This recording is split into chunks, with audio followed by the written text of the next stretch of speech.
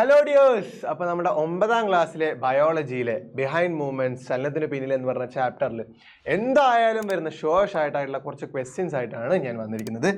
So yes, ഈ question നിങ്ങൾ ഒരു കാരണവശാലും നോക്കാതെ പോകരുത്. ഇനി വരുന്ന എക്സാമിന് എന്തായാലും ചോദിക്കുന്ന ഷോർട്ടായിട്ടുള്ള ക്വസ്റ്റ്യൻസ് ആണ്. അപ്പോൾ നമുക്ക് വേഗം തന്നെ സമയം വൈകാതെ ക്വസ്റ്റ്യൻസിലോട്ട് പോകാം. Yes, the first question is how muscles help us bend and straighten our limbs. പേശികളിലെ എന്ത് സവിശേഷതയാണ് ചലനത്തിന് സഹായകമാകുന്നത്? അപ്പോൾ നമ്മൾ പേശികളെ കുറിച്ച് പഠിച്ചിട്ടുണ്ടല്ലേ.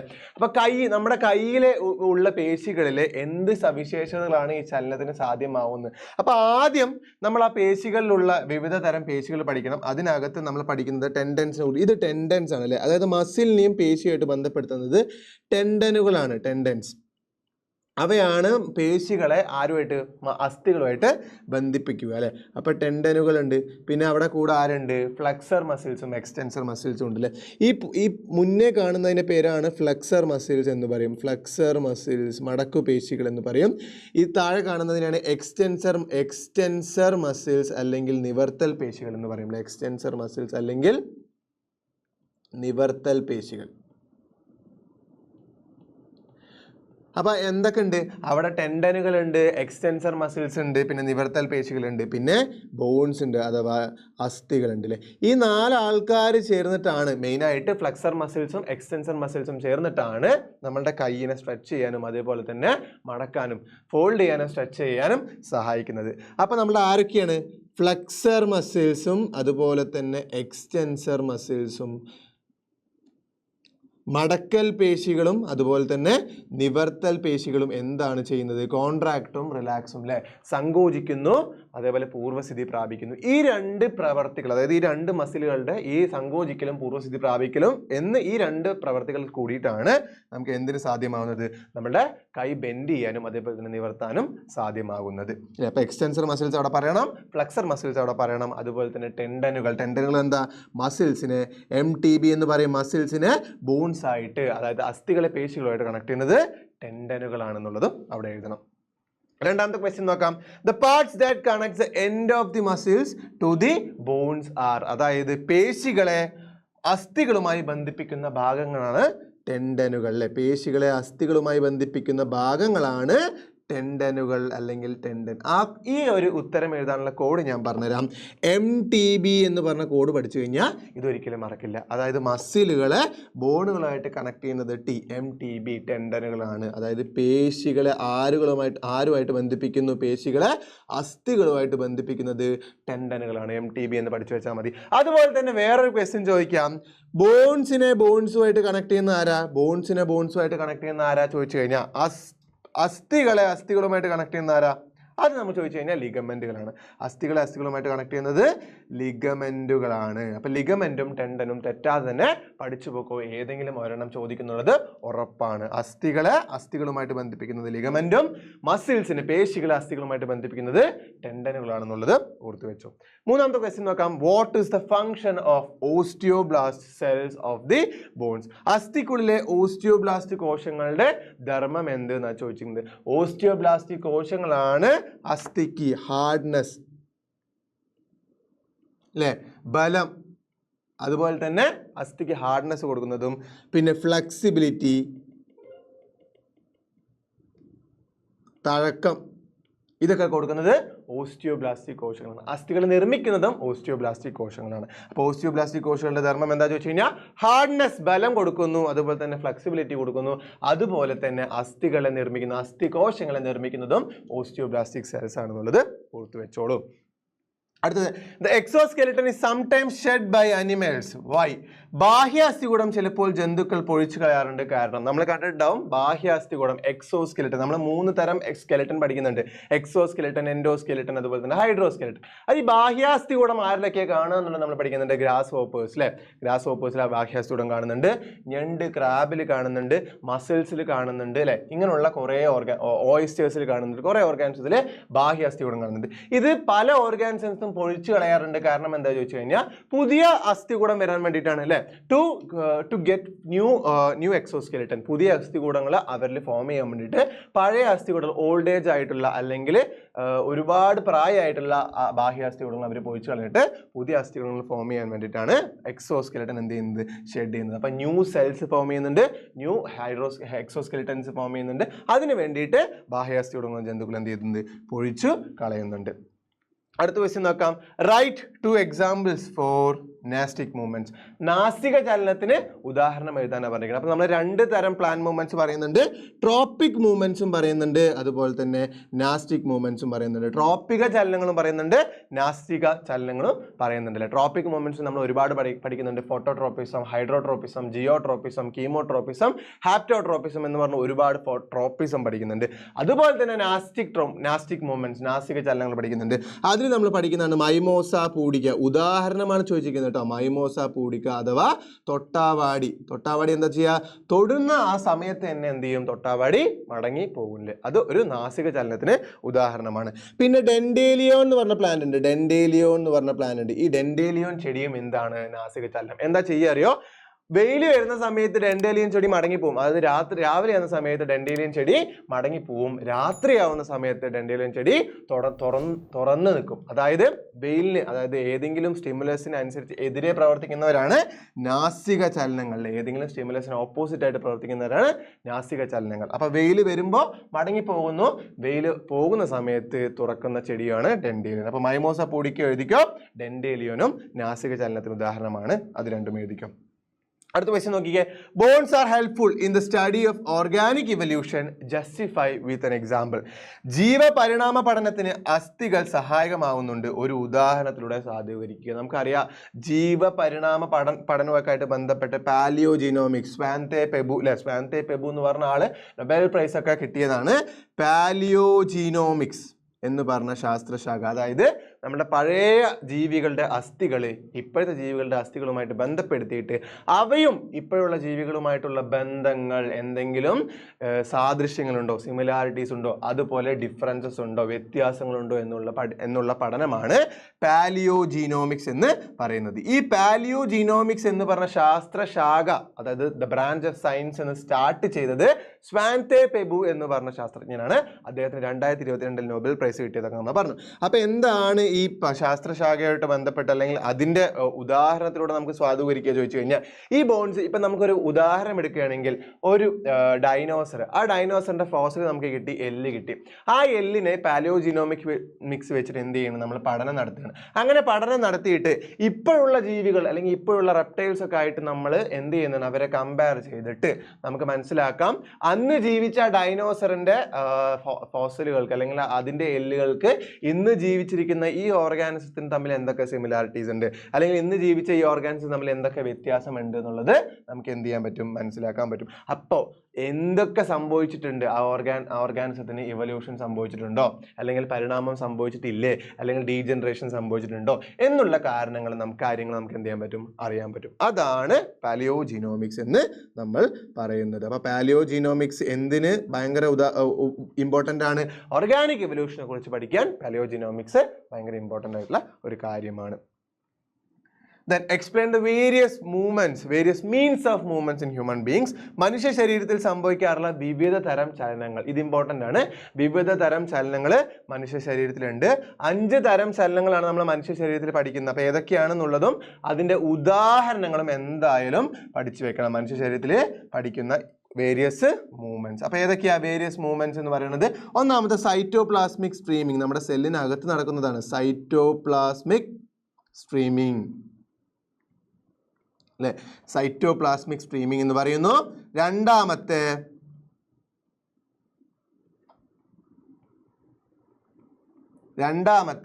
സ്യൂഡോപോഡിയൽ മൂവ്മെന്റ്സ്. അപ്പോൾ സൈറ്റോപ്ലാസ്മിക് സ്ട്രീമിങ്സ് എവിടെ നടക്കുക വെച്ചാൽ നമ്മുടെ സെല്ലിനകത്ത് സൈറ്റോപ്ലാസ്റ്റിലാണ് നടക്കുക, കോശദ്രവ്യത്തിലാണ് നടക്കുന്നത്. രണ്ടാമത്തെ സ്യൂഡോപോഡിയൽ മൂവ്മെന്റ്സ് ആണ്. സ്യൂഡോപോഡിയൽ മൂവ്മെന്റ്സ് എവിടെയാണ് നടക്കുക? അത് നമ്മുടെ വൈറ്റ് ബ്ലഡ് സെൽസ്, അരുണ രക്തകോശങ്ങളിലാണ് എന്ത് നടക്കുക, വൈറ്റ് ബ്ലഡ് സെൽസ് ശ്വേത രക്തകോശങ്ങളിലാണ് എന്ത് നടക്കുക, സ്യൂഡോപോഡിയൽ മൂവ്മെന്റ്സ് നടക്കുന്നത്. സ്യൂഡോപോഡിയൽ മൂവ്മെന്റ്സ്. ഇനി മൂന്നാമത്തെ നടക്കുന്ന എവിടെ? Flagellar movements. ഫ്ലജല്ലാർ മൂവ്മെന്റ്സ് എവിടെയാണ് നടക്കുക? ഫ്ലജല്ലാർ മൂവ്മെന്റ്സ് നടക്കുന്നത് അല്ലേ, നമ്മുടെ ഫ്ലജല്ലാർ മൂവ്മെന്റ്സ് എവിടെയാണ് നടക്കുക ചോദിച്ചു കഴിഞ്ഞാൽ നമ്മുടെ റെസ്പിറേറ്ററി ട്രാക്ട് ആണ്, ശ്വാസകോശത്തിനകത്ത് നടക്കുന്നതാണ് ഫ്ലജല്ലാർ മൂവ്മെന്റ്സ്. അടുത്തത് സിലിയറി മൂവ്മെന്റ്സ്. സിലിയറി ചലനങ്ങൾ. സിലിയറി ചലനങ്ങൾ എവിടെയാണ് നടക്കുക ചോദിച്ചു കഴിഞ്ഞാൽ നമ്മുടെ ഫലോപ്പിയൻ ട്യൂബിലാണ് സിലിയറി ചലനങ്ങൾ. അതായത് മനുഷ്യ ശരീരത്തിലെ സ്ത്രീ ശരീരത്തിനകത്തെ ഫലോപ്പിയൻ ട്യൂബ് അല്ലെങ്കിൽ ഒവിഡക്ട് എന്ന് പറഞ്ഞതിനകത്ത് ഏത് നടക്കുന്നുണ്ട്? സിലിയറി മൂവ്മെന്റ്സ് നടക്കുന്നത്. അടുത്ത് എന്താണ്? മസ്കുലാർ മൂവ്മെന്റ്സ് നടക്കുന്നത് നമ്മളുടെ പുറത്ത് വെച്ചിട്ട് അല്ലെ, ബാഹ്യ ശരീരത്തിൽ നമ്മുടെ കൈയും കാലൊക്കെ ചലിക്കുന്നത്, അതുപോലെ എല്ലാം ആന്തരിക അവയവത്തിലേക്ക് നടക്കുന്നത് മസ്കുലാർ മൂവ്മെന്റ്സ് ആണ് അല്ലേ, അതായത് പേശി ചലനങ്ങൾ. അപ്പോൾ സൈറ്റോപ്ലാസ്മിക് സ്ട്രീമിംഗ് ഉണ്ട്, പിന്നെ സ്യൂഡോപോഡിയൽ മൂവ്മെന്റ്സ് ഉണ്ട്, ഫ്ലജല്ലാർ മൂവ്മെന്റ്സ് ഉണ്ട്, സിലിയറി മൂവ്മെന്റ്സ് ഉണ്ട്, മസ്കുലാർ മൂവ്മെന്റ്സ് ഉണ്ട്. സൈറ്റോപ്ലാസ്മിക് സ്ട്രീമിംഗ്, സ്യൂഡോപോഡിയൽ ചലനം, ഫ്ലജല്ലാർ ചലനം, സിലിയറി ചലനം, അതുപോലെ തന്നെ പേശി ചലനം. ഈ 5 ചലനമാണ് മനുഷ്യ ശരീരത്തിൽ സാധ്യമാകുന്നത്. അവയുടെ ഉദാഹരണം എവിടെയൊക്കെയാണെന്നുള്ളതും പഠിച്ചു വെച്ചിട്ട് പോക്കോ, ഇമ്പോർട്ടൻ്റ് ആയിട്ടുള്ള ഒരു ക്വസ്റ്റ്യൻ ആണ്. അടുത്ത് നോക്കിക്കേ, how is cartilage differ from bones? അസ്ഥിയും തരുണാസ്ഥിയും തമ്മിലുള്ള വ്യത്യാസങ്ങളാണ് ചോദിച്ചിരിക്കുന്നത്. അസ്ഥിയും തരുണാസ്ഥിയും. അപ്പൊ അസ്ഥികളും തരുണാസ്ഥിയും തമ്മിലുള്ള വ്യത്യാസങ്ങൾ ചോദിച്ചു കഴിഞ്ഞാൽ ആദ്യം നമുക്ക് എഴുതാൻ പറ്റുന്ന ഒരു സാധനമാണ് എന്ത്? അസ്ഥി ഭയങ്കര സ്ട്രോങ് ആണ് അല്ലെ. സ്ട്രോങ് എന്ന് പറഞ്ഞു കഴിഞ്ഞാൽ ഭയങ്കര ബലമുള്ളതാണ്. തരുണാസ്ഥി ആണെങ്കിൽ അത്ര സ്ട്രോങ് അല്ല, ഫ്ലെക്സിബിൾ ആയിട്ടുള്ള ഒരു സാധനമാണ്. ഫ്ലെക്സിബിൾ ആയിട്ടുള്ള ഭയങ്കര തഴക്കവും വഴക്കവും ഒക്കെ ഉള്ള സാധനമാണ് തരുണാസ്ഥി. തഴക്കവും വഴക്കവും ഒക്കെ ഉള്ള ഒരു യോജകലയാണ് തരുണാസ്ഥി എന്ന് പറയുന്നത്. അസ്ഥിയിൽ എന്തൊക്കെ കാണുന്നുണ്ട്? അസ്ഥിയിൽ ബ്ലഡ് വെസൽസ് കാണാൻ പറ്റും അല്ലേ, ബ്ലഡ് വെസൽസ് കാണാൻ പറ്റും. പിന്നെ എന്ത് കാണാൻ പറ്റും? ലിംഫ് കാണാൻ പറ്റും. പിന്നെ എന്ത് കാണാൻ പറ്റും? നെർവ്സ് കാണാൻ പറ്റും. അസ്ഥിയിൽ ഇതെല്ലാം കാണാൻ പറ്റും, എങ്കിൽ തരുണാസ്ഥിയിൽ ഇതൊന്നും കാണാൻ പറ്റുന്നല്ല അല്ലേ. Lack of blood vessels, lack of lymph, lack of nerve cells, ഇതൊക്കെയാണ് നമ്മുടെ തരുണാസ്ഥിയിൽ. ഇതൊന്നും കാണാൻ പറ്റുന്നില്ല. അതായത് ബ്ലഡ് വെസൽസ്, രക്തകോശങ്ങൾ കാണാൻ പറ്റുന്നില്ല, ലിംഫ് വെസൽസ് കാണാൻ പറ്റുന്നില്ല, നെർവ് സെൽസ് ഒന്നും തരുണാസ്ഥിയിൽ കാണാൻ പറ്റുന്നില്ല. അസ്ഥി എന്തിനു വേണ്ടിയിട്ടാണ്? ചലനത്തിന് സഹായിക്കുന്നവയാണ് അല്ലേ, മൂവ്മെന്റിന് വേണ്ടിയിട്ട് സഹായിക്കുന്ന ആൾക്കാരാണ്. ചലനത്തിന് വേണ്ടിയിട്ട്, ഹെൽപ്സ് ഇൻ മൂവ്മെന്റ്സ്, ചലനത്തിന് സഹായിക്കുന്നവയാണ് അസ്ഥി. എങ്കിലോ തരുണാസ്ഥി എന്തിനു വേണ്ടിയിട്ടാണ്? തരുണാസ്ഥി അസ്ഥികളെ തമ്മിൽ ബന്ധിപ്പിക്കാൻ സഹായിക്കുന്നതാണ്. അസ്ഥികളെ തമ്മിൽ ബന്ധിപ്പിക്കുന്ന അവിടെ ഘർഷണം കുറയ്ക്കാൻ വേണ്ടിയിട്ടാണ് അല്ലേ. ഹെൽപ്സ് ഇൻ ദി ജോയിൻസ് അല്ലേ, സീൻ ദി ജോയിൻസ്, അതായത് friction, reduce friction in joints. നമ്മുടെ അസ്ഥികൾ തമ്മിൽ ബന്ധിപ്പിക്കുന്നവിടെ ഫ്രിക്ഷൻ, ഘർഷണം കുറയ്ക്കാൻ വേണ്ടി സഹായിക്കുന്നതാണ് ഏതെന്ന് പറയുന്നത്? തരുണാസ്ഥി എന്ന് പറയുന്നത്. അടുത്ത് നോക്കിയേ, when skeletal muscles function continuously muscle fatigue may happen, give reason. അതായത് നമ്മുടെ പേശികളിൽ നിന്ന് വ്യത്യസ്തമായി അസ്ഥിപേശികൾ ദീർഘനേരം പ്രവർത്തിക്കുമ്പോൾ പേശിക്ലമം സംഭവിക്കാം. ഇതിനുള്ള കാരണം എന്താണെന്ന് ചോദിച്ചിരിക്കുന്നത്. അതായത് പേശിക്ലമം സംഭവിക്കുന്നത് എവിടെയാ? നമ്മുടെ അസ്ഥിപേശികളാണ്. എന്തുകൊണ്ടാണ് ചോദിച്ചു കഴിഞ്ഞാൽ നമ്മുടെ അസ്ഥിപേശികൾക്ക് ഫങ്ഷൻ ചെയ്യാൻ വേണ്ടിയിട്ട്, പ്രവർത്തിക്കാൻ വേണ്ടിയിട്ട് ഒരുപാട് ഓക്സിജന്റെ ആവശ്യമുണ്ട്. ഈ ഓക്സിജന്റെ അളവ് കുറഞ്ഞു എന്ന് വിചാരിച്ചു, അങ്ങനെ ഒരുപാട് ഓക്സിജൻ എടുത്തിട്ട് ഈ അളവ് കുറഞ്ഞു എന്ന് വിചാരിച്ചു കഴിഞ്ഞാൽ നമ്മുടെ അസ്ഥികൾക്ക് പ്രവർത്തിക്കാനായിട്ടുള്ള ATP ഇല്ല, ഓക്സിജൻ ഇല്ല. അതുകൊണ്ട് തന്നെ അവിടെ ലാക്റ്റിക് ആസിഡിന്റെ ഫോർമേഷൻ, ലാക്റ്റിക് ആസിഡ് ഉൽപ്പാദിപ്പിക്കാൻ തുടങ്ങും അല്ലെ. അനേറോബിക് റെസ്പിറേഷൻ അവിടെ സംഭവിക്കാൻ തുടങ്ങിയില്ലേ. എറോബിക് റെസ്പിറേഷന് ഓക്സിജൻ ഇല്ല, അനേറോബിക് റെസ്പിറേഷൻ സംഭവിക്കാൻ തുടങ്ങി, ലാക്റ്റിക് ആസിഡ് അക്യുമുലേറ്റ് ചെയ്യാൻ തുടങ്ങി. ഈ ലാക്റ്റിക് ആസിഡ് അക്യുമുലേറ്റ് ചെയ്യുമ്പോൾ നമ്മുടെ അസ്ഥികൾക്ക് അല്ലെങ്കിൽ പേശികൾക്ക് എന്തിനുള്ള കഴിവില്ല? കോൺട്രാക്ട് ചെയ്യാനും റിലാക്സ് ചെയ്യാനുള്ള കഴിവില്ല. അതിനുള്ള കഴിവ് നഷ്ടപ്പെടുന്നു. ഇതിനെയാണ് നമ്മൾ എന്ത് പറയുക? മസിൽ ഫെറ്റീഗ് അല്ലെങ്കിൽ പേശിക്ലമം എന്ന് പറയുന്നത്. പേശിക്ലമം എന്ന് പറയുന്നത് അതായത് നമ്മുടെ മസിലിന് ഒരുപാട് നേരം നമ്മുടെ മസിൽ പ്രവർത്തിച്ചു കൊണ്ടിരിക്കുന്ന സമയത്ത് നമ്മുടെ മസിലുള്ള ഓക്സിജൻ തീരുന്നു. അങ്ങനെ ഓക്സിജൻ തീരുമ്പോൾ അനേറോബിക് റെസ്പിറേഷൻ ആണ് അവിടെ സംഭവിക്കുന്നത് അല്ലെ. അനേറോബിക് ഓക്സിജൻ ഇല്ലാതെയുള്ള റെസ്പിറേഷൻ ആണ് അവിടെ സംഭവിക്കുന്നത്. അങ്ങനെ ഓക്സിജൻ ഇല്ലാതെയുള്ള റെസ്പിറേഷൻ സംഭവിക്കുമ്പോൾ എന്ത് സംഭവിക്കുന്നു? അവിടെ ലാക്റ്റിക് ആസിഡ് അക്യുമുലേറ്റ് ചെയ്യാൻ തുടങ്ങി. ലാക്റ്റിക് ആസിഡ് അക്യുമുലേറ്റ് ചെയ്യുമ്പോൾ മസിൽസ് ബിക്കം വീക്ക് ആവുന്നു. കോൺട്രാക്ട് ചെയ്യാനും റിലാക്സ് ചെയ്യാനുള്ള കഴിവ് നഷ്ടപ്പെടുന്നു. ഈ കോൺട്രാക്ട് ചെയ്യാനും റിലാക്സേഷൻ ചെയ്യാനുള്ള കഴിവ് നഷ്ടപ്പെടുമ്പോൾ അസ്ഥികൾ പ്രവർത്തിക്കുന്നില്ല. അതിനെയാണ് മസിൽ ഫെറ്റീഗ് അല്ലെങ്കിൽ പേശിക്ലമം എന്ന് പറയുന്നത്. അടുത്തത് വളരെ വളരെ ഇമ്പോർട്ടൻ്റ് ആയിട്ടുള്ള ഒരു ക്വസ്റ്റ്യൻ ആണ് ഈ ചോദ്യം. അതായത് ഇതിൽ ഏതെങ്കിലും ഒരു സന്ധി തന്നിട്ട്, ഏതെങ്കിലും ഒരു ജോയിന്റ് തന്നിട്ട് അതിന്റെ പെക്യൂലിയാരിറ്റീസും അത് എവിടെയാണ് കാണുന്നുള്ള ചോദിക്കാത്തൊരു ക്വസ്റ്റ്യൻ പേപ്പർ ഉണ്ടാവില്ല, ഉറപ്പിച്ച് വെച്ചോ. അപ്പൊ ഏതൊക്കെയാണ് സന്ധികൾ, അതിന്റെ പെക്യൂലിയാരിറ്റീസ് എന്താണ്, അത് എവിടെയാണ് കാണുന്നത്? ഈ സന്ധിന്റെ പേരാണ് ball and socket joint. Ball and socket joint, അതിന്റെ പേരാണ് ഗോളര സന്ധി. ഗോളര സന്ധി എവിടെയൊക്കെയാണ്? തോളെല്ലിലും ഇടുപ്പെല്ലിലും ഒക്കെ കാണാം. അപ്പൊ തോൾ വലയങ്ങളിലും ഇടുപ്പെല്ലിലും ഒക്കെ കാണുന്നതാണ് ബോൾ ആൻഡ് സോക്കറ്റ് ജോയിന്റ് അല്ലെങ്കിൽ ഗോളര സന്ധി. ഇതിന്റെ പേരാണ് ഹിഞ്ച് ജോയിന്റ് അല്ലെങ്കിൽ വിജാഗിരി സന്ധി. വിജാഗിരിനെ പോലെ അല്ലേ, ഒരു ഭാഗത്തേക്ക് മാത്രം ചലിക്കാൻ പറ്റുന്നല്ലേ ഹിഞ്ച് ജോയിന്റ്. നമ്മുടെ തോളെല്ല് ഏത് ഭാഗത്തേക്ക് വേണമെങ്കിൽ ചലിപ്പിക്കാൻ പറ്റും. ഇത് ഏത് ഭാഗത്തേക്ക് വേണമെങ്കിൽ ചലിപ്പിക്കാൻ പറ്റും, എത്ര ആംഗിൾ വേണമെങ്കിൽ ചലിപ്പിക്കാൻ പറ്റും. ഹിഞ്ച് ജോയിന്റ് അല്ലെങ്കിൽ വിജാഗിരി സന്ധി എങ്ങോട്ട് മാത്രം ചലിപ്പിക്കാൻ പറ്റുള്ളൂ, ഒരു ഡയറക്ഷനിക്ക് മാത്രം ചലിപ്പിക്കാൻ പറ്റുന്നതാണ് ഹിഞ്ച് ജോയിന്റ്, വിജാഗിരി സന്ധി. ഇതെന്ന് പറയുന്നത് പൈവട്ട് ജോയിന്റ് അല്ലെങ്കിൽ കീലസന്ധി. അത് 180 ഡിഗ്രി മാത്രം ചലിപ്പിക്കാൻ പറ്റുള്ളൂ. നമ്മളുടെ കശേരുക്കളിലും, അതായത് ഒന്നാമത്തെ കശേരുവിലും തലയോട്ടിയും തമ്മിലുള്ള സന്ധിയാണ് പൈവട്ട് ജോയിന്റ് അല്ലെങ്കിൽ കീലസന്ധി. അത് 180 ഡിഗ്രിക്ക്, ഒന്നുമില്ലെങ്കിൽ ഈ ഭാഗത്തേക്ക് അല്ലെങ്കിൽ ഈ ഭാഗത്തേക്ക് 180 ഡിഗ്രി മാത്രം ചലനം സാധ്യമാകുന്നതാണ് പൈവട്ട് ജോയിന്റ് എന്ന് പറയുന്നത്. ഇനി ഇതെവിടെയൊക്കെയാണ്? ഇത് ഗ്ലൈഡിംഗ് ജോയിന്റ് അല്ലെങ്കിൽ തെന്നി നീങ്ങുന്ന സന്ധി.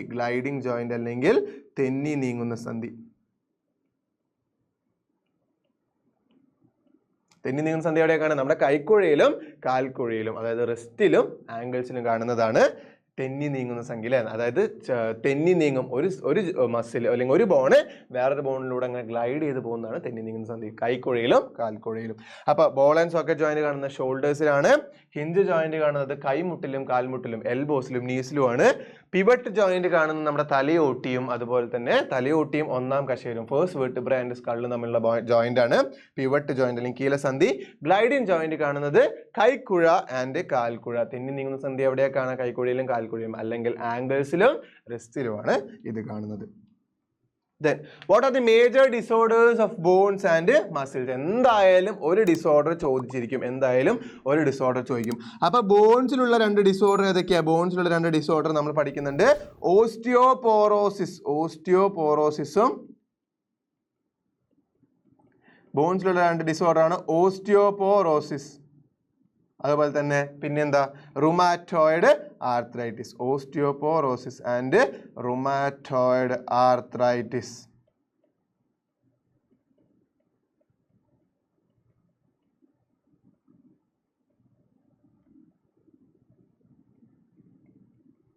മസിൽസിലുള്ള രണ്ട് ഡിസോർഡേഴ്സ് ആണ്, പേശികളിൽ വരുന്ന രണ്ട് ഡിസോർഡേഴ്സ് ആണ്. Muscular dystrophy and sprain. Muscular ഡിസ്ട്രോഫിയും ഉളുക്കും. അപ്പൊ 4 ഡിസോർഡേഴ്സ് മസിൽസുമായിട്ട് ബന്ധപ്പെട്ടതും ബോൺസുമായിട്ട് ബന്ധപ്പെട്ടതും നമുക്ക് പഠിക്കാനുണ്ട്.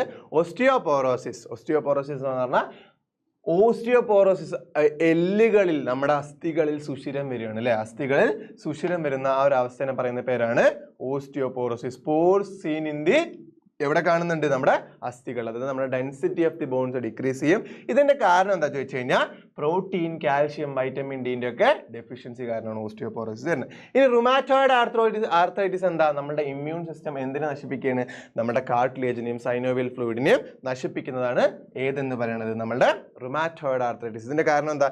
ഇത് വുമണിലാണ് കൂടുതലായിട്ട് കാണുന്നത്. റുമാറ്റോയിഡ് ആർത്രൈറ്റിസ് കൂടുതലായിട്ട് കാണുന്നത് വുമണിലാണ്, മെന്നിനെക്കാളും കൂടുതലായിട്ട് കാണുന്നത്. ഇനി അടുത്തതാണ് മസ്കുലാർ ഡിസ്ട്രോഫി. നമ്മുടെ ലിഗമെന്റിന്റെ തകരാറ് മൂലം എന്ത് സംഭവിക്കുകയാണ്? നമ്മളുടെ മസിൽസ് വീക്ക് ആവുകയാണ്. ഇതിന് കാരണം ചിലപ്പോൾ ജീനിന്റെ തകരാറ് മൂലവും മസ്കുലാർ ഡിസ്ട്രോഫിക്ക് സംഭവിക്കുക എന്നുള്ളതും പഠിച്ചു വെക്കുക. സ്പ്രെയിൻ അഥവാ ഉളുക്ക് വരുന്നത് നമ്മുടെ ലിഗമെന്റ് അതായത് നമ്മുടെ മസിൽസ് കൂടുതൽ പ്രവർത്തിക്കുന്ന സമയത്ത്, നമ്മുടെ മസിൽസും ലിഗമെന്റ്സ് ഒക്കെ വലിയുന്ന സമയത്ത് അത് പൊട്ടിപ്പോകാനുള്ള ചാൻസ് ഉണ്ട്, അല്ലെങ്കിൽ സ്ക്രാച്ച് വരാനുള്ള ചാൻസ് ഉണ്ട്. അതാണ് സ്പ്രെയിൻ അല്ലെങ്കിൽ ഉളുക്ക് എന്ന് പറയുന്നത്. അപ്പോൾ ഈ 4 ഡിസോർഡേഴ്സും അതിന്റെ കാരണവും ഏതെങ്കിലും ഒരെണ്ണം എന്തായാലും എക്സാമിന് ചോദിച്ചിരിക്കും. ഇനി അടുത്ത ലാസ്റ്റ് ക്വസ്റ്റ്യൻ ആണ് structural frameworks of various organism. വിവിധ ജീവികളുടെ ചട്ടക്കൂടുകൾ. ഇത് നമ്മൾ പഠിച്ചിട്ടുണ്ട്. നമ്മൾ എൻഡോസ്കെലിട്ടൻ അല്ലേ, നമ്മുടെ എൻഡോസ്കെലിട്ടൻ ഉണ്ട്, അതുപോലെ തന്നെ എക്സോസ്കെലിട്ടൻ ഉണ്ട്, എൻഡോസ്കെലിറ്റൻ ഉണ്ട്, എക്സോസ്കെലിറ്റൻ ഉണ്ട്, ഹൈഡ്രോസ്കെലിറ്റൻ ഉണ്ട്. ഇത് എന്താന്ന് പഠിക്കുന്നതിൻ്റെ ഒപ്പം ഇതിൻ്റെ കൂടെ അതിൻ്റെ എക്സാമ്പിൾസും പഠിച്ചു വെക്കണം. ഓക്കെ, അപ്പൊ എൻഡോസ്കെലിറ്റൻ ആരിലൊക്കെയാണ് കാണുക? എൻഡോസ്കെലിറ്റൻ എന്ന് പറഞ്ഞു കഴിഞ്ഞാൽ ആന്തരാസ്ഥികൂടം. ആന്തരാസ്ഥികൂടം കൂടുതലും കാണുന്നത് മൃഗങ്ങളിലാണ് അല്ലെ, ആനിമൽസ്. എല്ലാ തരം ആനിമൽസിലും മൃഗങ്ങളിലും ഏതാണ് കാണുക? ആന്തരാസ്ഥികൂടം. ബോൺസും മസിൽസ്, ബോൺസ് കൊണ്ടും കാർട്ടിലേജസ് കൊണ്ടുമാണ് ഇവ ഉണ്ടാക്കിയിരിക്കുന്നത്. എല്ലുകൾ കൊണ്ട് ബോൺസ് ഉണ്ടാവും, കാർട്ടിലേജസ് ഉണ്ടാവും. നമ്മൾ ഹ്യൂമൻ ബീങ്സ് അടങ്ങുന്ന ആനിമൽസിൽ കാണുന്നതാണ് ആന്തരാസ്ഥികൂടം. ഓക്കെ, അപ്പൊ ആന്തരാസ്ഥികൂടം, എൻഡോസ്കെലിറ്റൻ അനിമൽസിലാണ് കാണുക. ബോൺസും ലിഗമെന്റ്സും ആണ് അതിൽ കൂടുതലായിട്ട് ഉണ്ടാവുക അല്ലെ. എക്സോസ്കെലിറ്റൻ എന്ന് പറയുന്നത് ബാഹ്യാസ്ഥികൂടം, അതായത് പുറമേ ഉള്ളതാണ് ബാഹ്യാസ്ഥികൂടം. രണ്ട് തരം കാരണങ്ങൾ കൊണ്ട് ബാഹ്യാസ്ഥികൂടം അല്ലെങ്കിൽ എക്സോസ്കെലിറ്റൻ ഉണ്ടാക്കിയിട്ടുണ്ടാവും. ഏതൊക്കെയാണ് ചോദിച്ചു കഴിഞ്ഞാൽ, ഒന്ന് പറയുന്നത് കാൽഷ്യം കാർബണേറ്റ് ഉണ്ട്. രണ്ടാമത്തെ എന്ന് പറയുന്നത് കൈറ്റിൻ. കാൽഷ്യം കാർബണേറ്റും ഉണ്ട്, കൈറ്റിനും ഉണ്ട്. കാൽഷ്യം കാർബണേറ്റ് കൊണ്ട് ഉണ്ടാക്കിയിരിക്കുന്നത് ക്രാബ്സ്, മസിൽസ് ആൻഡ് ഓയിസ്റ്റേഴ്സ്. അപ്പൊ ഈ 3 എക്സാമ്പിൾസും പഠിച്ചു വെച്ചോ. കാൽഷ്യം കാർബണേറ്റ് ആണ് എക്സോസ്കെലിറ്റൻ എങ്കിൽ ക്രാബ്സും മസിൽസും ഓയിസ്റ്റേഴ്സും, അതായത് ഞണ്ട്, ചിപ്പി, അതേപോലെ തന്നെ കക്ക. ഞണ്ട്, ചിപ്പി, കക്ക, അത് 3 കാൽഷ്യം കാർബണേറ്റ് കൊണ്ടുള്ള എന്താണ്? എക്സോസ്കെലിറ്റൻ ആണ്, ബാഹ്യാസ്ഥികൂടമാണ്. ഇനി കൈറ്റിൻ ഉണ്ട്. കൈറ്റിൻ കൊണ്ടുള്ളത് ഏതിലാ? കൈറ്റിൻ കൊണ്ടുള്ളത് 2 കോക്രോച്ചും അതുപോലെ തന്നെ പിന്നെ ഏതിലാ? കോക്രോച്ചും ഗ്രാസ് ഹോപ്പറുമാണ്. ഓക്കെ, കോക്രോച്ചും ഗ്രാസ് ഹോപ്പറും പാറ്റയും അതുപോലെ തന്നെ പുൽച്ചാടിയിലും കൈറ്റിൻ കൊണ്ടുണ്ടാക്കിയിട്ടുള്ള ബാഹ്യാസ്ഥികൂടമാണ്. അപ്പൊ കാൽഷ്യം കാർബണേറ്റിന്റെ 3 ഉദാഹരണങ്ങളാണ് ക്രാബ്സ്, മസിൽസ്, ഓയിസ്റ്റേഴ്സ്. ഞണ്ട്, കക്ക, ചിപ്പി. കൈറ്റിൻ ആണെങ്കിൽ കോക്രോച്ചും ഗ്രാസ് ഹോപ്പേഴ്സും. ഹൈഡ്രോസ്കെലിറ്റന്റെ എക്സാമ്പിൾ, ഹൈഡ്രോസ്കെലിറ്റൻ എന്ന് പറഞ്ഞാൽ വാട്ടർ, ജലമാണ് അവരുടെ സ്കെലിറ്റൻ ഉണ്ടാക്കിയിരിക്കുന്നത്, വെള്ളം കൊണ്ടാണ് ഉണ്ടാക്കിയിരിക്കുന്നത്. അതിന്റെ എക്സാമ്പിൾസ് എന്ന് വന്നിട്ട് ഹൈഡ്ര, സ്നെയില്, എർത്ത്. അപ്പൊ എന്തൊക്കെയാണ് എക്സാമ്പിൾ ചോദിച്ചു കഴിഞ്ഞാൽ ഹൈഡ്ര, ഒച്ച്, അതുപോലെ തന്നെ മണ്ണിര. ഇവ 3 കൊണ്ടാണ് എന്തുണ്ടാക്കിയിരിക്കുന്നത്? Structural framework. ഇവരുടെ ഹൈഡ്രോസ്കെലിറ്റൻ എന്ന് പറഞ്ഞ സ്ട്രക്ചറൽ ഫ്രെയിംവർക്ക് ഉണ്ടാക്കിയിട്ടുള്ളത്. അപ്പോൾ ഈ 3 ഏതെങ്കിലും ഒന്ന് എന്തായാലും പരീക്ഷയ്ക്ക് ചോദിക്കും. അപ്പോൾ ഉറപ്പായിട്ടും ഇങ്ങനെയുള്ള ക്വസ്റ്റ്യൻസ് ആയിരിക്കും നിങ്ങൾക്ക് ഇനി വരാൻ പോകുന്ന എക്സാമിന് എന്തായാലും പഠിച്ചിട്ട് പോകേണ്ട ഷോർട്ട് ആയിട്ടുള്ള ക്വസ്റ്റ്യൻസ് ആണ്. ഇതൊക്കെ പഠിച്ചിട്ട് പോവുക. ഇതിൻ്റെ ഉദാഹരണം എന്തായാലും പഠിച്ചിട്ട് പോവുക. അപ്പോൾ പഠിച്ചിട്ട് പോയി കഴിഞ്ഞാൽ നിങ്ങൾക്ക് എവിടെ നിന്ന് എങ്ങനെയുള്ള ചോദ്യം വന്നു കഴിഞ്ഞാലും, ഇപ്പോൾ ഫിഗർ തന്നിട്ടാണെങ്കിലും, അല്ലെങ്കിൽ അതിൻ്റെ എക്സാമ്പിൾസ് ചോദിച്ചാലും, അല്ലെങ്കിൽ അതിൻ്റെ മാച്ച് ദി ഫോളോയിങ് ചോദിച്ചാലും, അല്ലെങ്കിൽ അതിൻ്റെ തെറ്റായിട്ടുള്ള ഉത്തരം തന്നിട്ട് അത് ശരിയാക്കുക എന്ന് പറഞ്ഞാലും, എങ്ങനെയുള്ള ക്വസ്റ്റ്യൻസ് കിട്ടിയാലും നിങ്ങൾക്ക് എന്ത് ചെയ്യാൻ പറ്റും? ഷോർട്ടായിട്ട് എഴുതാൻ പറ്റും. അപ്പോൾ നല്ല രീതിയിൽ എന്തായാലും പ്രിപ്പയർ ചെയ്തിട്ട് പോവുക. Until then bye.